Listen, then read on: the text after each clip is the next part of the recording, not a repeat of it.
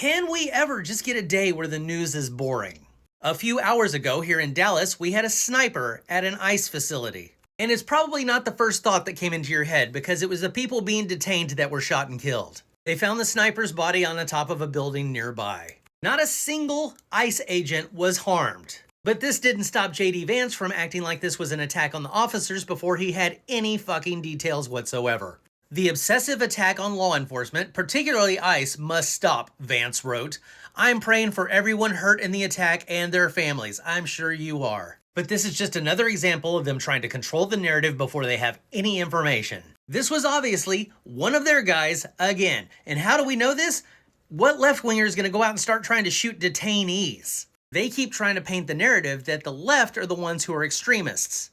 But in reality, that blue part, that's left-wing extremism in this country. The red, right-wing extremism. Not to mention that we're in Texas and there's like 5 guns for every person in this state. And look, if this turns out to be a left-wing extremist, I will say that is wrong. That is bad. We should not have those people having guns. In fact, we probably have way too many people in this state who are not mentally well enough to have weapons, but they have them anyway.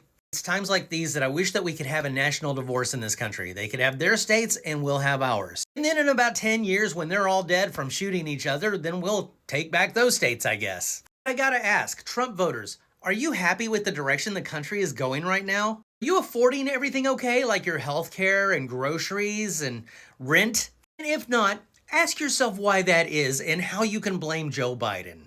And while we're at it, can we talk about your news, right-wingers? Fox News host Jesse Waters wildly suggests that there should be a bombing of the UN for the Trump escalator sabotage. That's right, because Trump's escalator didn't work, he thinks that the UN needs to be bombed. He says shit like this and he's able to keep his job. Another Fox correspondent suggests that we should be able to kill homeless people and he gets to keep his job. But you know, if somebody says, I think that Charlie Kirk's a bit of a racist, the right's like, cancel them! I'm ready to flip the script when we get a Democrat in office. We're just gonna round up all the MAGA and put them in these little camps or deport them off to whatever country that will take them. Calm down, derp derps. Of course that will never happen, but God, could you imagine if it did? This place would be so much better.